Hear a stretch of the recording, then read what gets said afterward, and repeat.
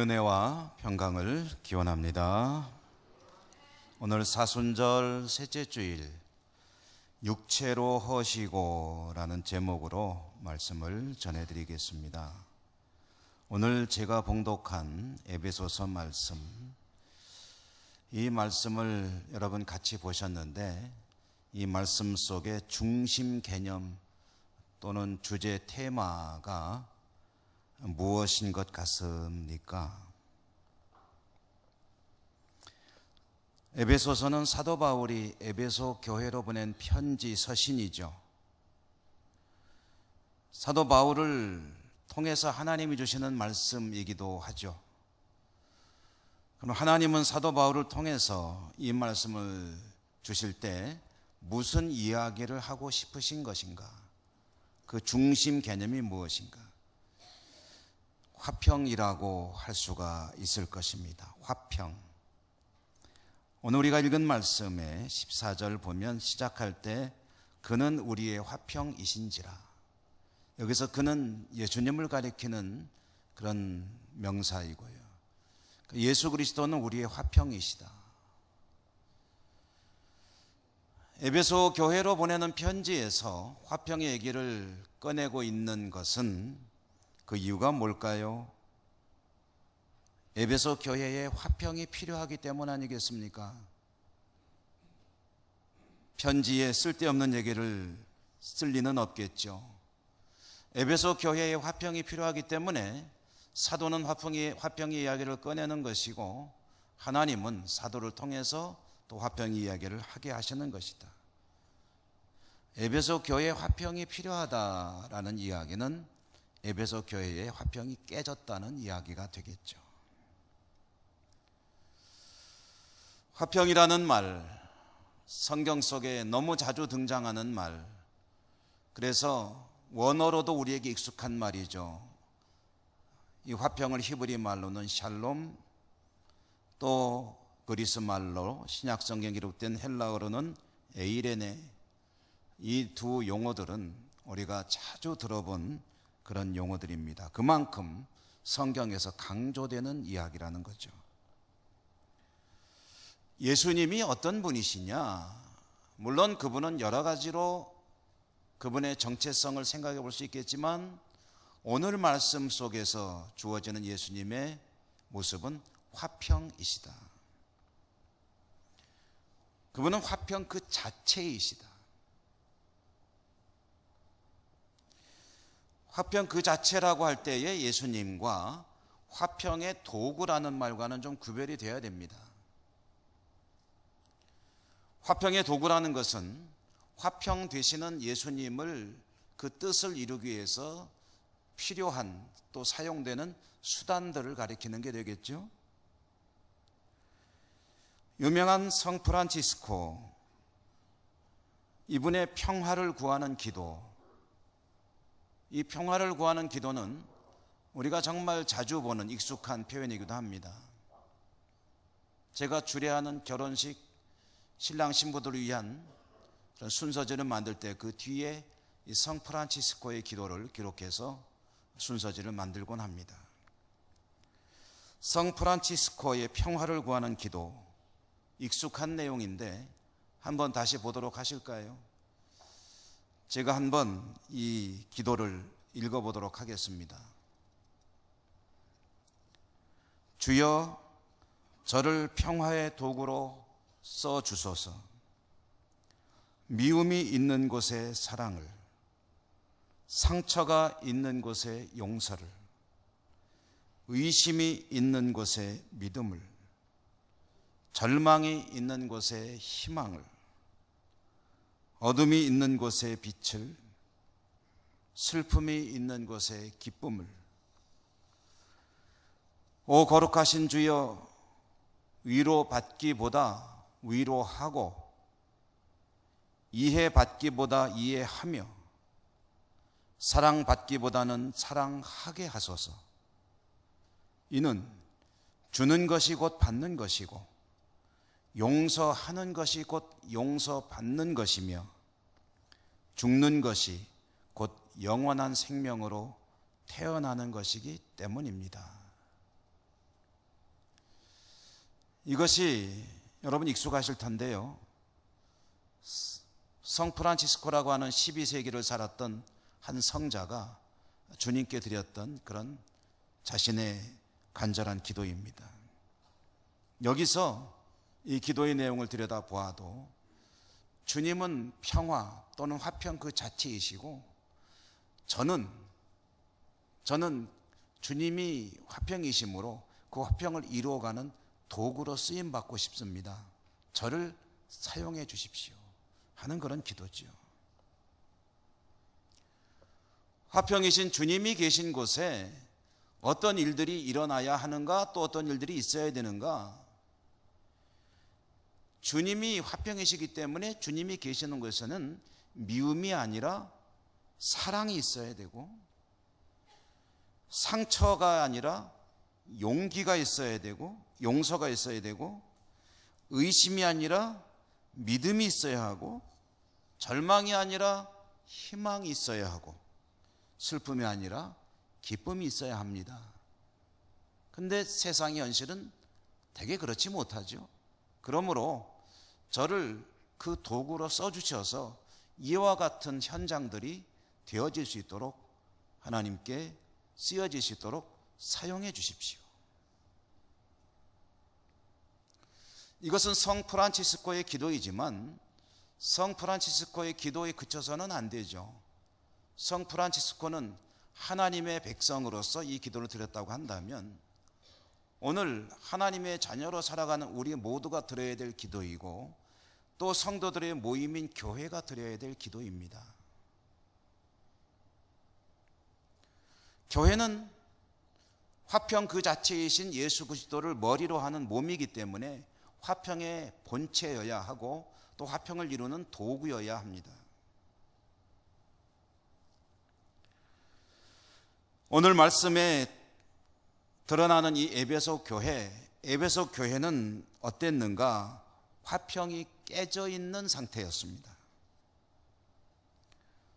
그 구체적인 내용이 뭐냐면 에베소 교회를 이루는 성도들은 혈통으로 그들의 출신으로 두 종류의 사람들로 나뉘었습니다. 유대인들이 있고 비유대인 곧 이방인 헬라인들이 있었습니다.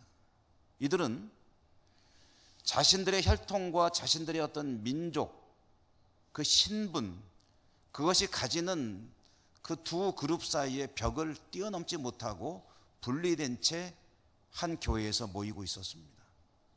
그러다 보니 갈등이 있었고 다툼이 있었고 분열이 있었습니다. 에베소 교회를 설립한 사도 바울은 너무 잘 알죠. 너무 잘 아는 에베소 교회의 내용을 보면서 에베소서 목회를 할 때도 그랬겠지만 떠나서도 여전히 가지고 있는 간절한 소원이 뭐냐 하면은 에베소 성도들이요, 유대인이 무엇이고 헬라인이 뭐냐, 그리스도 안에서 한 몸이고 화평을 이루어야 할 것이 아니겠느냐.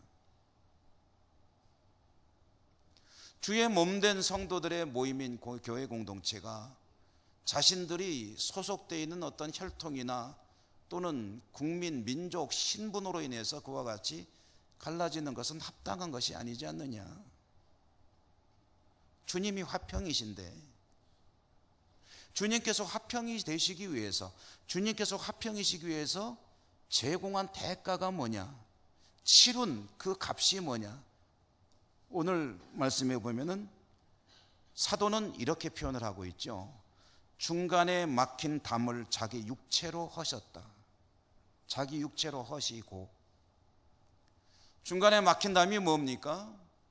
민족에 따른 나누는 구분, 그 담, 그리고 혈통에 따라서 나뉘어지는 그 담, 또 이런저런 여러 가지 이해관계로 쌓아지는 그 담, 그 담을 주님께서는 다 허물기 위해서 자신의 육체를 십자가에 못 박으셨다.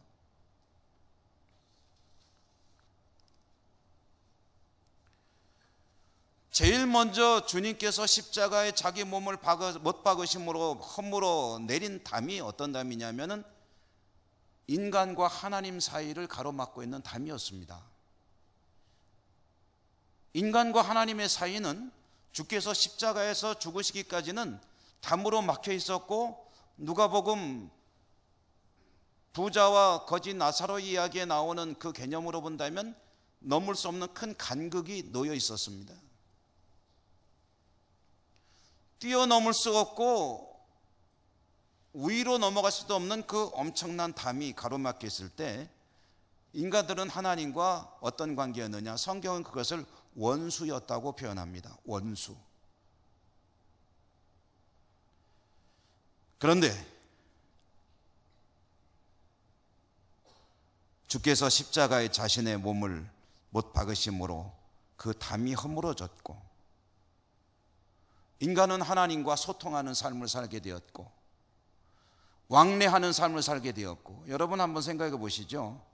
커다란 담이, 저는 그 이스라엘에 가보면은요 곳곳에 아주 큰 담이 쳐져 있는 것을 볼 때가 있습니다. 그 담이 뭐냐면 유대인들과 아랍인들 정착촌을 가르는 담이에요. 그 담 사이에는 문이 있는데 그 문을 통과하려면은 항상 아주 삼엄한 경비 속에서 신분 확인하고 그리고 통과를, 마치 국경 통과하는 것 같아요. 그 높은 담은 지금도 유대인들과 아랍인들 사이를 구분하는 그런 담으로 존재하고요, 뛰어넘을 수가 없습니다. 주께서 보시면 참으로 가슴 아픈 광경이죠. 여러분, 어느 날 그 담이 무너졌다고 하십시다. 그래서 유대인이든 이방이든 상관없이 서로 왕래하면서 교제하면서 이웃으로 살아가는 사회를 한번 생각해 보십시다. 얼마나 좋을까요?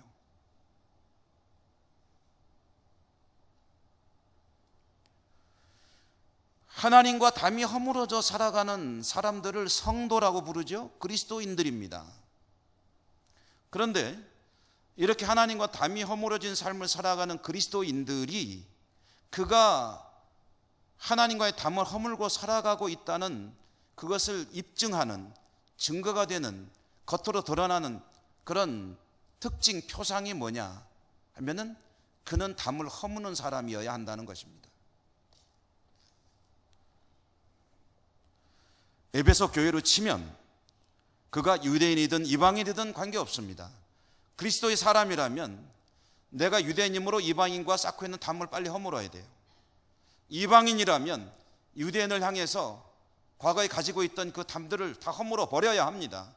그래서 서로 왕래해야 되고 소통해야 되고 그리스도 안에서 한 형제요 자매임을 경험하며 한 가족임을 생각하며 하나님께 나아가는 그런 공동체를 이루어야 합니다. 그것이 하나님과의 담이 허물어졌다는, 믿음으로 사는 사람이라는 증표가 되는 것입니다. 오늘 성경 제가 봉독한 말씀 18절에 보면 유대인이든 이방인이든 그렇게 해서 막힌 담을 허물고 서로 하나가 되어서 18절에 보니까 한 성령 안에서 아버지께 나아가야 한다. 에베소 교회 성도들도 오늘 우리처럼 이렇게 모여서 예배를 드렸을 것입니다. 예배를 드림에 있어서 가장 중요한 근본적인 것 중에 하나 무엇이냐? 그들은 한 성령 안에서 하나가 되어서 아버지 하나님을 향해 나아가야 한다라는 이야기입니다. 초대 한국교회 초기 교회에서는 남녀가 함께 앉아서 예배를 드리지 않았습니다. 어떻게 했냐면 중간에 휘장을 치고 예배를 드리기도 하고, 또 아예 예배당을 지을 때 남자 쪽 여자 쪽 딱 서로 보이지 않게 하고, 설교자는 서로 다 보이죠. 물론 왕래가 안 되게끔 한 그런 예배당을 지었습니다. 그런 모습으로 사는 것이 아니어야 한다는 거죠. 막힌 담이 있어서는 안 된다는 이야기죠. 여러분, 에베소 교회를 향해서 주신 이 말씀을 오늘 사순절 셋째 주일을 보낸 우리가 받았습니다. 이것은 우리에게 주시는 하나님의 말씀입니다. 이 말씀을 하나님께서 우리에게 주실 때 우리는 이 말씀을 어떻게 받아야 될까요? 그대로 받으면 됩니다. 우리에게는 담이 없는 삶이 이루어져야 한다. 어디에서든 그렇습니다.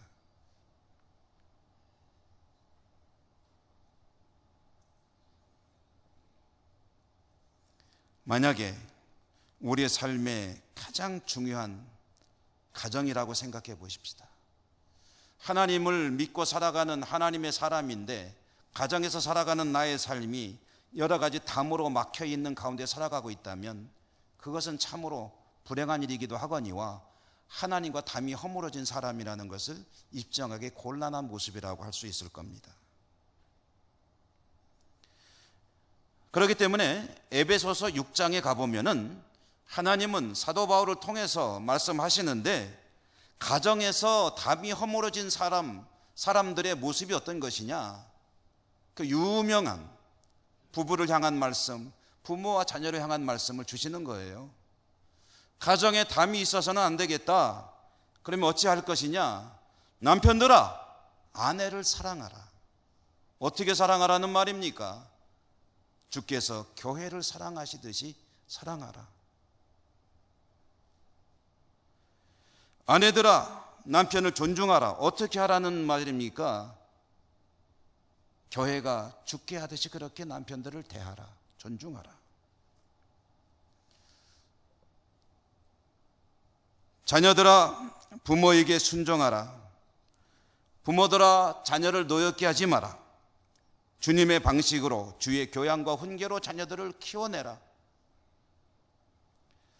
여러분, 이렇게 함으로써 가정이 어떤 가정이 되는 것이냐면 부부 사이의 담이 사라지고 부모와 자녀 간의 담이 사라지고 그리고 그렇게 살아가는 그 가정이 하나님과의 담이 사라진 사람의 가정의 모습이다. 이런 이야기죠. 하나님을 향해서는 어때야 합니까? 하나님과 당신 사이에 담이 허물어졌습니까? 혹시라도 담이 조금이라도 남아있다면 허물어야 되지 않습니까? 어찌 해야 될까요? 에베소서는 이렇게 말합니다. 주께서 육체를 십자가에 던지심으로 너를 하나님의 자녀로 구원받게 한 은혜를 베풀어 너는 그 은혜를 힘입어 구원받았으니 너의 어떤 공로로 얻은 것이 아니니 그러므로 하나님 앞에 겸손하라. 여러분, 성경이 말하는 겸손의 의미를 저는 여러분에게 자주 말씀드리고 있습니다. 성경이 말하는 겸손의 가장 중요한 핵심 본질이 무엇입니까? 그것은 하나님은 하나님이고 나는 나라는 것을 잘 아는 겁니다. 하나님이 어떤 분이고 나는 어떤 존재인지를 잘 아는 그것이 바로 겸손입니다. 그리고 가정뿐 아니라 우리에게 정말 소중한 교회에서도 성도 간에는 갈등이 사라지고 그리스도의 화평이 이루어지는 공동체가 되어야 합니다. 왜요? 주께서 담을 허무셨기 때문에. 주께서 허무신 담을 내가 또 자꾸 쌓아놓는 그런 성도가 되어서는 곤란합니다. 그리스도의 화평이 이루어지는 공동체, 무엇을 어떻게 할까요? 4장 말씀에 보니까 이렇게 또 명령을 하고 있습니다. 너희가 부르심을 받은 일에 합당하게 행하여 모든 겸손과 온유로 하고 오래 참음으로 사랑 가운데서 서로 용납하고 평안에 매는 줄로 성령이 하나 되게 하신 것을 힘써 지키라. 가정에서, 교회에서 뿐 아니고 자기가 살아가는 삶의 현장에서 막힌 것이 없는 사람으로 살아가는 것, 이것이 하나님과의 관계가 원활한 사람의 모습입니다. 세상 속에서는 어떤 성도의 모습이 기대가 되는 것입니까? 세상에서 화평을 이루는 도구가 되어야 되죠. 주께서 화평이시니까. 주님의 몸된 교회, 성도가 그 교회의 화평을 이루는 도구가 되듯이 성 프란시스가 기도했던 것처럼 세상에서도 어디를 가든지 화평을 이루는 도구가 되게 하여 주십시오. 저를 그 도구로 사용해 주십시오. 세상에서 화평을 이루어가는 가장 중요한 일은 복음을 전하는 것이라고 할 수 있을 겁니다. 생명의 복음을 전해서 나뿐 아니라 그대도 하나님과의 담을 허무십시오. 하나님과 원활한 소통을 하며 사십시오. 그리고 당신의 삶의 현장 어디서든지 담을 허물어가는 그런 사람으로 사십시오. 이와 같이 복된 소식을 전하는 그것이야말로 세상의 담을 허무는 첫 번째 일일 것입니다. 이와 같이 세상 속에서 여러분 복음을 전하는 자로 살 수 있기 위해서, 담을 허무는 자로 살 수 있기 위해서 멋진 사람으로, 좋은 사람으로 살아가는 그런 삶이 되어야 합니다. 직장에서 칭찬받는 직장인이어야 복음을 전해도 효과가 있겠죠. 지역사회에서 이웃들에게 좋은 사람으로 평을 받아야 복음을 전할 수 있는 바탕이 마련이 되겠죠. 최소한도 평균보다는 높은 수준의 삶을 살아야 되지 않겠느냐. 주께서 자신의 육체를 십자가에 던지심으로 화평이 되셨고, 또 교회와 모든 성도들이 화평을 이루는 도구가 되길 원하신다면 우리의 삶은 그 주님의 뜻에 따라 그 길을 걸어갈 때에 주님께서 기뻐하시는 삶이 될 것이고, 우리는 무엇을 원하고 있습니까? 하나님을 기쁘시게, 하나님을 기쁘시게라고 모토를 걸어 놓았습니다. 그러면 저렇게 되기 위해서 힘쓰고 애써야 되는 건 아니겠습니까?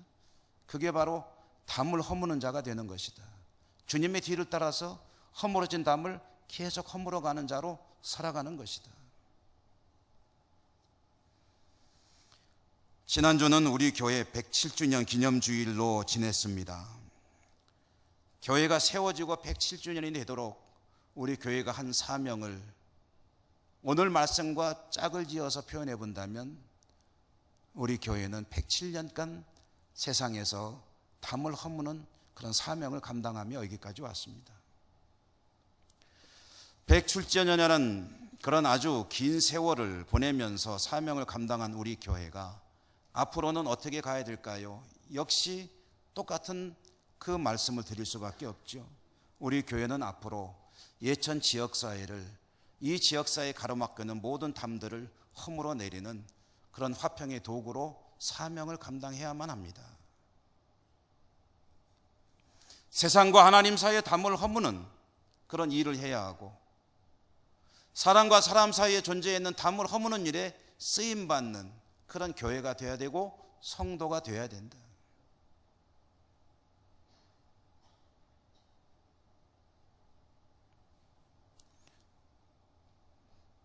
또 수일 전에는 99주년 3.1절도 지났죠. 여러분 잘 아시다시피 3.1운동은 교회가 주축이 되어서 이루어낸 위대한 민족 혼의 발로였죠.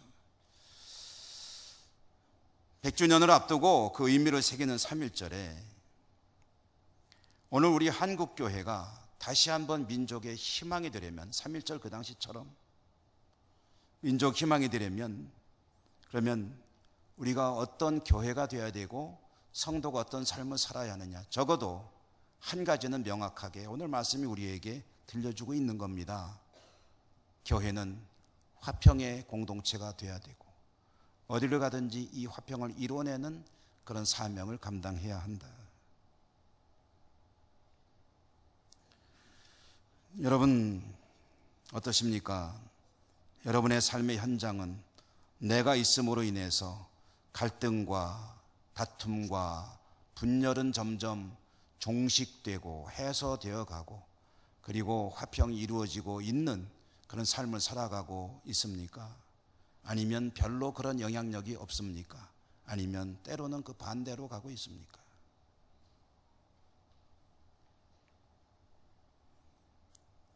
사순절 주님의 고난을 묵상하는 절기이기 때문에 우리는 그 고난을 통해서 우리에게 주어지는 사명을 좀 더 깊이 새기고 그와 같은 삶을 결단해야만 합니다. 오늘 말씀을 받으면서 우리가 우리의 삶의 모습을 어떻게 읽어가야 될까? 어떤 스타일의, 어떤 방식의, 어떤 모습의 삶을 살아야 될 것인가? 저는 이 말씀을 묵상하다가 예수님께서 자신을 생명의 물, 생수로 비유하신 적이 있기 때문에 이 모습이 참 우리에게 필요한 모습이겠구나 하는 생각을 해보았습니다. 예수님은 자신이 생명의 물이 되어 하나님과 세상 사이의 담을 허물고 간극을 없애려 하셨고, 그리고 많은 이들에게 생명을 공급하셨습니다. 우리 교단에 저 전라남도 광양에 가면은 꽤 유명한 교회가 한 곳이 있습니다. 대광교회라고 하는 교회인데요. 이 광양 대광교회는 뭐로 유명하냐 하면은 그 교회 이미지가 아주 좀 독특해서 그래서 아주 소문이 많이 났어요. 몇 년 전에 제가 우리 부목사님하고 성도님들 몇 분이 좀 가서 그 교회를 좀 견학을 하고 와라 하고 보냈던 적도 있는 그런 교회입니다. 이 교회가 섬기는 목사님이 자신의 교회의 이미지를 무엇으로 표현할까? 어떤 교회가 되기를 원한다고 성도들에게 좀 이미지를 형성해 볼까 하다가 내세운 이미지가 뭐냐면 물입니다. 물. 우리 교회는 물 같은 교회가 됩시다. 물이 되어서 목마른 이들의 목을 축여줍시다. 물이 되어서 지역사회 곳곳에 스며들어 지역을 살리는 생명이 됩시다. 우리는 물교회가 됩시다.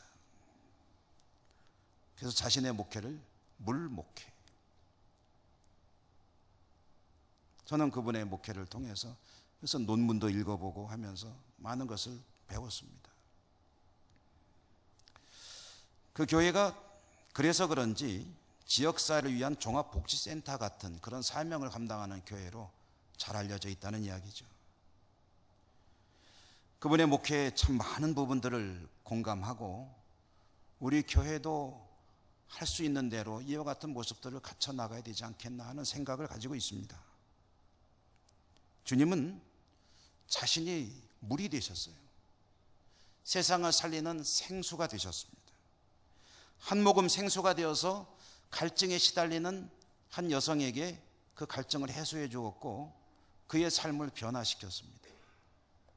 초막절 성전에서 수많은 사람들이 모여서 제단에 물을 붓는 행사가 하고 있을 때 주님께서 그 현장에 나타나셔서 이렇게 외치셨습니다. 누구든지 목마르거든 내게로 와서 마시라. 누구든지 목마르거든 내게로 와서 마시라. 물이라는 것이 때로는 안 좋은 의미로 쓰일 때도 있습니다. 물 하면은 왠지 조금 쉬운 사람, 그리고 야무지지 못한 사람, 뭐 이런 경우에 물 같아 하고 이렇게 이야기하지 않습니까? 근데 이 물이라는 것이 그런 조롱이 섞인 의미로 쓰임받을 그럴 것이 아니죠. 물은 생명의 근원이고 우리에게 너무나도 소중한 것 아닙니까? 동양 사상에서도 물은 굉장히 정말 아름다운 것으로 추앙을 받습니다. 동양고전 노자에 보면은 노자가 물과 같은 삶을 동경하며 추구하면서 이런 말을 남겼어요. 4글자로 상선약수다. 상선약수. 인생이라는 것이 가장 잘 사는 것은 뭐와 같이 사는 것이냐? 물과 같이 사는 것이다. 그는 물이 고상한 것인데 왜 고상하냐? 이렇기 때문에 고상하다 하면서 물의 특징을 말하기를 물은 다투지 않는다. 물은 겸손해서 높은 곳에 있지 않고 늘 낮은 곳으로 흐른다. 물은 그 깊이를 측정할 수 없을 만큼 깊다. 물은 누구에게나 자신을 내어주어 은혜를 베푼다. 물은 세상을 깨끗하게 해준다. 노자와는 좀 다른 관점이지만 맹자라고 하는 이도 이런 물에 대한 일종의 칭송을 남겼습니다. 4글자로 영과 후진이다. 찰령. 물은 가다가 흘러가다가 웅덩이가 있으면 돌아서 피해서 가지 않고 거길 다 채운 다음에 지나간다. 웅덩이를 채우며 불평하지 않습니다. 묵묵히 다 채우고 흘러간다. 물은 가장 연약해 보이지만, 그리고 가장 힘이 없어 약해 보이고 어리석어 보이지만 그 연약한 물이 위력을 발휘하면 세상의 모든 것을 무너뜨립니다. 세상을 심판하기도 합니다. 어떤 담도 무너뜨리지 못할 담이 없는 거죠. 여러분, 교회는, 성도는 주님이 십자가에 자신을 매다시고 자신을 화평의 본질로 들이셨고, 그리고 주님의 백성들에게 화평의 도구로 살 것을 기대하고 원하고 계십니다. 뒤집어 이야기하면 저나 여러분, 우리들은 화평을 이루어가는 삶을 살아야 합니다. 그러기 위해서 너무 똑똑한 것보다는 좀 허술해 보이는 것이 좋습니다. 어리석어 보이는 것이 좋습니다. 남들이 물처럼 여기는 존재가 되는 것도 괜찮습니다. 우리 안에 주를 향한 사명감만 확실히 가지고 있다면 물처럼 보이면 참 괜찮습니다. 오늘 사순절 셋째 주를 보내고 있는데요, 자신의 육체를 던지셔서 하나님과 세상을 소통하게 하시고 사람과 사람 사이의 모든 담을 허무신 그 주님이, 그 주님을 닮아서 모든 담을 허물어가는 그런 존재로 살아가기를 우리에게 촉구하십니다. 주님의 고난을 묵상하며 여러분 무엇을 생각하십니까? 감사하십니까? 고마우십니까? 거기에 이 사명을 이어서 생각하시고 세상에서 화평의 도구로 살아가시는 여러분 되시기를 주님 이름으로 축원합니다. 은혜로우신 하나님 감사합니다. 오늘도 말씀을 주셨습니다. 주신 말씀대로 승리하는 저희 모두가 되게 하여 주옵소서. 예수님 이름으로 감사하고 기도드립니다. 아멘.